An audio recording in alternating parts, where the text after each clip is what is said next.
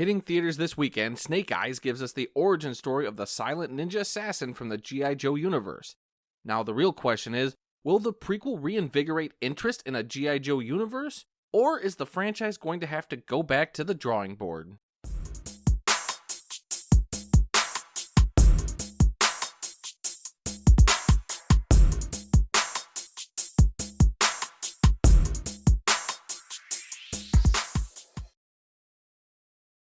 Snake Eyes G.I. Joe Origins is directed by Robert Schwentke, whose notable directing credits include 2010's Red, 2013's R.I.P.D., and two of the three Divergent movies.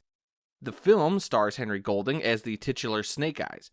Some may be familiar with him from his role from Crazy Rich Asians, and might remember him from Guy Ritchie's 2019 film, The Gentleman.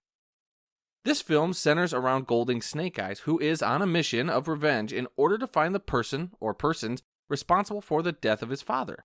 Snake Eyes finds himself joining a ninja clan and learning the art of their ways, becoming a stronger warrior in the wake of a rising evil entity. Now, I wasn't a big fan of the previous two G.I. Joe movies, but I had hope for this one going in.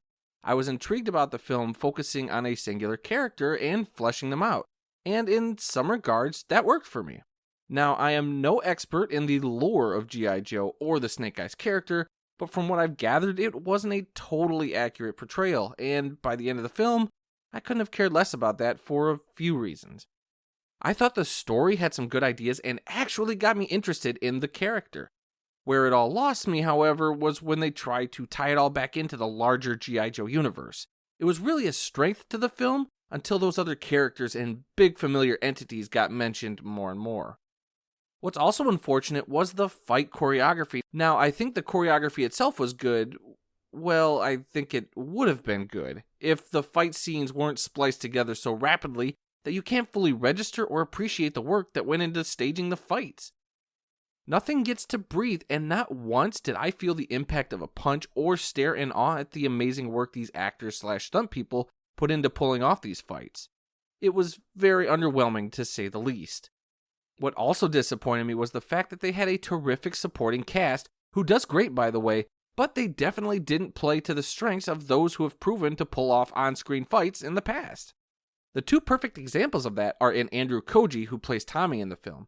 I've been watching him in the great HBO Max series Warrior, and was truly disappointed to see all those fights shortchanged by choppy editing. The same goes for Iko Uwais, who will be familiar to many people from his role from the two Raid films. These two additions to the cast in a movie where there are a lot of martial arts happening should have been an automatic win. Keyword should have. Other than the frustrating editing, the film is actually not terrible, but it never quite rises up to be impressive in any other capacity. It's probably the definition of middle of the road. The film had a lot of great ideas and concepts going on, but it was ultimately hurt by bringing in the larger universe.